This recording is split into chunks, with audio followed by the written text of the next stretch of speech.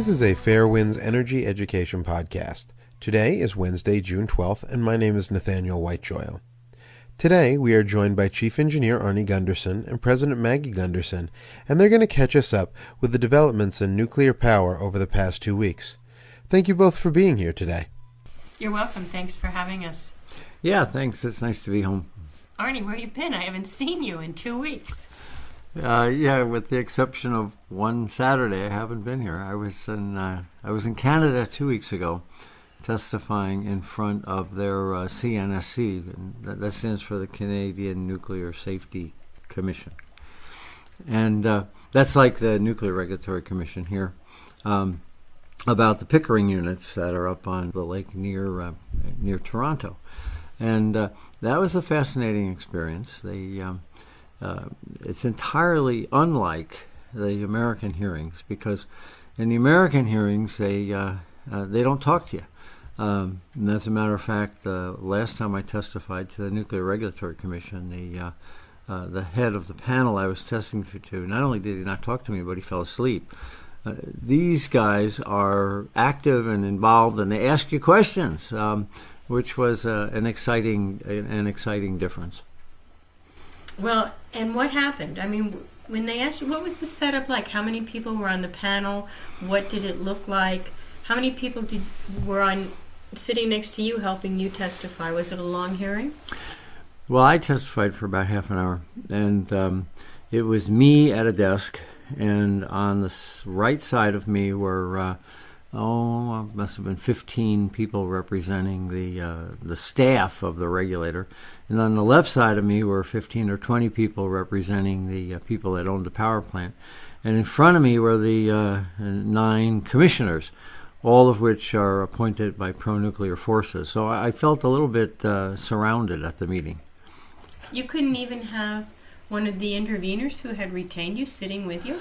No, it was my report, and they wanted to hear from me, and it was like I said, an exciting dialogue. They seemed to want to know a little bit about what I had to say.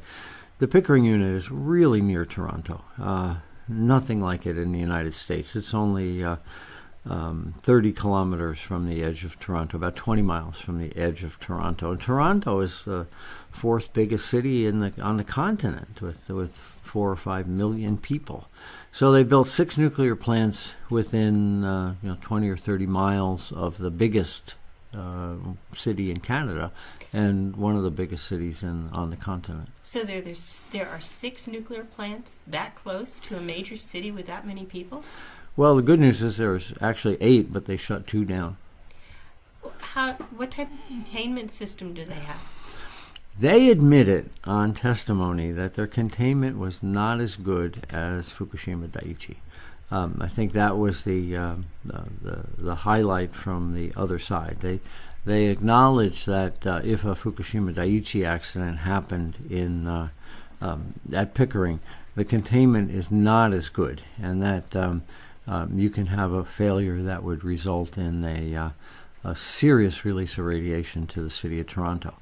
Now, they get around that problem by assuming the accident that causes it doesn't happen. So if you assume the accident can't happen, you don't have to worry about the containment. Oh my gosh. I mean, that's as frightening as thinking, that about what happened with the plants blowing up in Daiichi, that there was never going to be a tsunami there. They didn't have to think about it. So don't protect the cooling source for the nuclear plants, and it won't happen. It's like, I think we had a podcast up a while ago where we had an ostrich with its head in the sand, because people just don't want to know what's happening. I think that was about the San Onofre plant, wasn't that the ostrich in the sand? Yeah. The sand that the ostrich had its head in was right by San Onofre.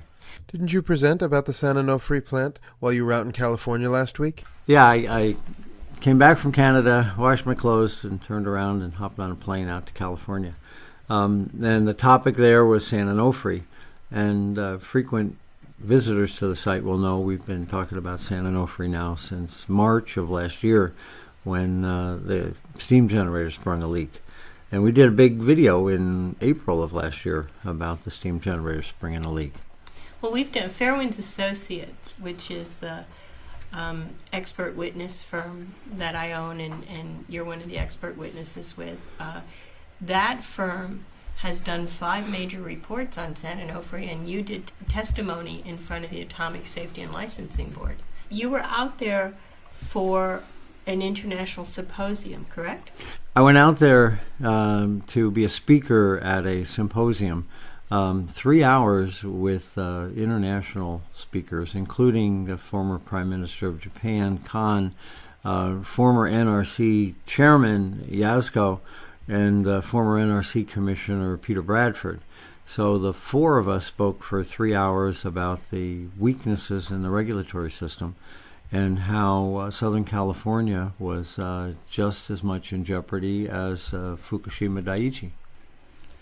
I have met Peter Bradford a number of times in our work here in Vermont, and he's one of my heroes because he's one of only 2 NRC commissioners, Peter Bradford and Victor Galinsky, who did not go to work for the nuclear industry after finishing their time on the commission.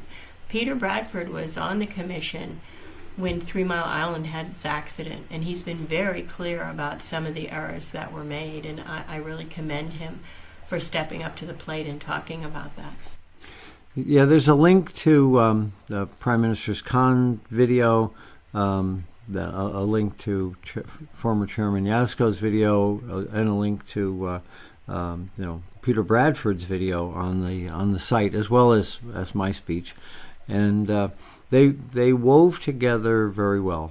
There were about 15 cameras there and maybe 10 other press, plus a couple hundred people from Southern California. The room was full. And we spoke from all of our different angles. I mean, we had a politician, 2 regulators, and a former industry senior VP, me. And we all talked about the fact that the system under which nuclear is regulated is fundamentally bankrupt. Could you explain a little bit more specifically what you mean by fundamentally bankrupt? Are there any examples you can give us? Yeah, the nuclear regulators spend so much time with the people they're regulating that we call it the echo chamber effect. And I wrote about that for Greenpeace earlier this year in a major report, and it's called the echo chamber effect. But basically, if you put a bunch of experts in a room and they talk to each other long enough, all they hear is each other's echoes. And that's what happens with nuclear. You get the nuclear regulator and the people that own these nuclear power plants in a room. And as long as there's no outsiders like me or Dave Lockbaum from Union of Concerned Scientists or others, they agree on a story that's plausible to them. But they really don't think about the worst case. They don't expect the unexpected. With that kind of short-sighted thinking, is it likely that we will see an accident at one of these aging facilities such as Pickering or San Onofre? Well, the good news is for Americans is that we would not build Pickering in the United States. It's got some design flaws that the Americans don't accept. And the good news for Californians is that 3 days after I spoke with Prime Minister Kan and Jaczko and Bradford, the utility decided to shut San Onofre down forever. So neither San Onofre 2 or 3 is a threat to the public health and welfare anymore because they'll never start back up. Isn't it true that the reasons Edison said it shut San Onofre down was the uncertainty of the Atomic Safety and Licensing Board decision?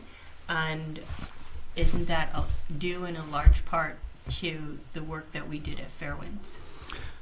Yeah, the Friends of the Earth hired an attorney to petition the NRC to ask for public participation in the process. And that was almost a year ago. And the NRC said, well, we don't know if the public has a right to participate or not. And they formed this thing called an Atomic Safety and Licensing Board to evaluate whether or not the public had a right to a public hearing.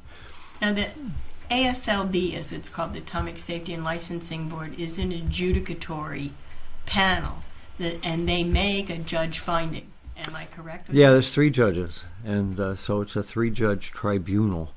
And what happened is, after some testimony provided by experts from Friends of the Earth, including us, and then oral arguments by the attorney that Friends of the Earth hired, the Atomic Safety and Licensing Board shocked the industry and the Nuclear Regulatory Commission by saying the public's entitled to a public hearing.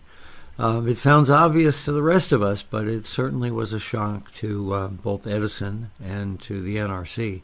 That public involvement is expected. When you say it's a shock to the NRC, it's a shock to their staff that was siding with Edison, that Edison could move ahead.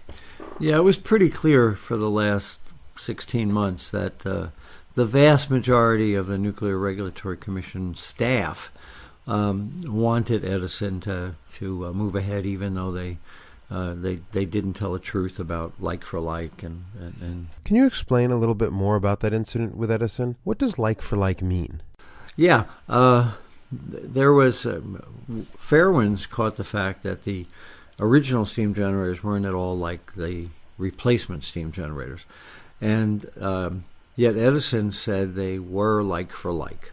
Senator Barbara Boxer released a letter about 3 weeks ago, and in it was an Edison letter written in 2004 that said that the original and the replacement generators were not like for like, and that there were potentially dangerous vibrations that could be occurring.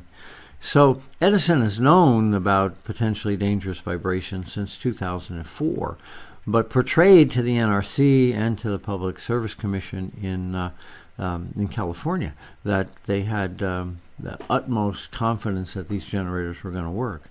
Now, we call that prudence in the expert witness testimony field.